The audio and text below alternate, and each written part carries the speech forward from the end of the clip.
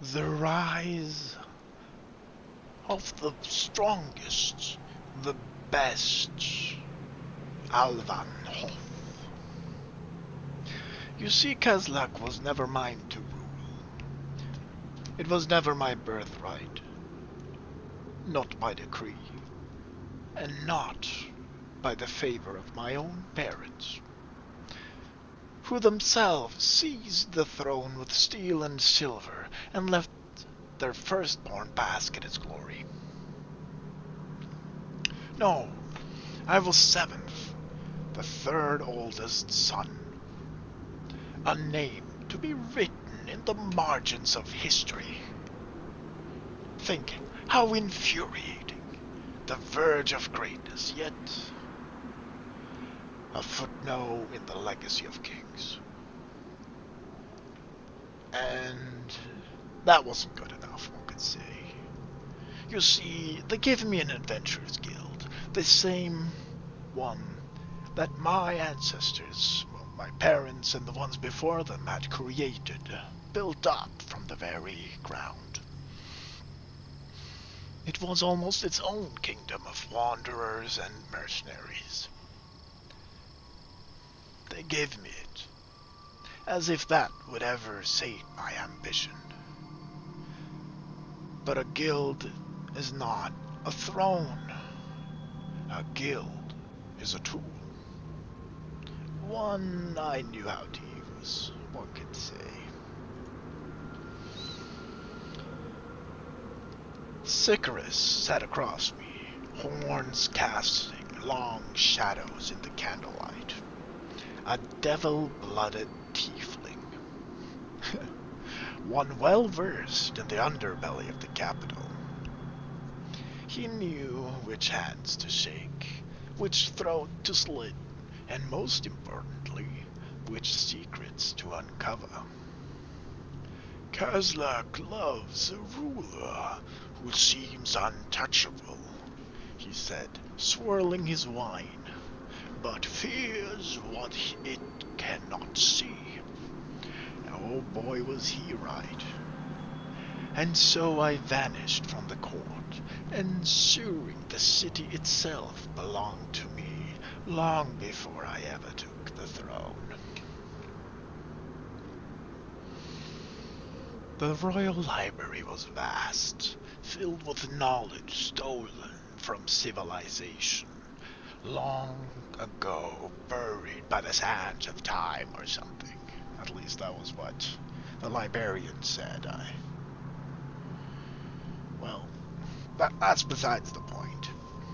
Among the many tomes, I found one name. It whispered something about a dwarven artifact. Something the ancestors of this nation, blah blah blah, used to forge to break the chains of slavery to the giants. Well, something. The important part is, it's a powerful tool one could use to change the world. Or, well, I don't know. I'm not even sure what it was supposed to be. Well, the important thing is I found where it was, where it is, more or less, some temple somewhere. But you see, I soon became to realize that I wasn't the only one who liked this item. You see, there was these banished elves living under the surface who were rather desperate, one could say. Well, they seemed it at least, and, well, me personally, I think that desperate men and women do tend to make the best allies, just 'cause, well, they need whatever you're offering. And so, through careful whispers, and through deals carried on the backs of shadows, I learned what they truly desired, this artifact. And in return, oh, that's the best part, they brought their priests to the capital, Bramboro. Yeah, and these robed figures walked unseen through the sewer system. Gee, clutching their forbidden relic, some sort of jagged-looking strange crown thing. Definitely not a crown I'd wear when I'm king. It seemed a bit interesting. It was had some pulsating magical aura or whatever, but the cool thing is that with it, they did some magic and bowed something. A creature, an ooze, a slithering, consuming hunter, sealed beneath the city's foundations, and forgotten by the surface. Even I didn't know what it was supposed to be. Perhaps one of the books in the library mentioned it, but I definitely didn't read that one. It did not speak, interestingly enough. Not good at small talk, making it hard to bond with it, but well, tough crowd. The point being, it did not care for kings or power or war. It simply fed, and so I fed it. Corpses, then bodies, living, breathing men. It absorbed them, understood them, and the best part, became them. And soon, it infiltrated the city above it, wearing their faces. It became like a heartbeat, pulsating just beneath the streets, growing ever stronger.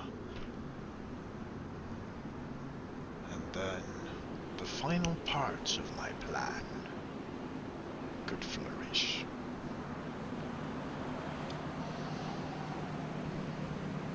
Some time passed. I finally got to leave the Western Border. I played my part as a dutiful noble, overseeing the supply lines of our warring front. Shook a few hands, met a few friends in high places around the nation. But the fun part is when I returned to Brambro. It wasn't too noticeable at first, walking through the streets. Every now and again one could see someone just not quite right. And that did warm my heart. The streets were just quieter. The faces eerily familiar. I ascended the steps of the castle my parents and family calls home. Let the guards, my guards, open the doors before me. And there they were. My parents, my siblings, my grandfather, heck, even my uncle had a position of power here.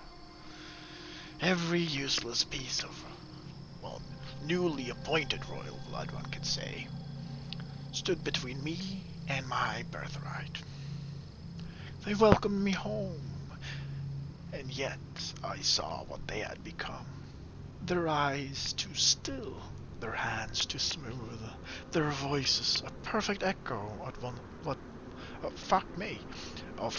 a perfect echo of what they once were. The slime had taken them,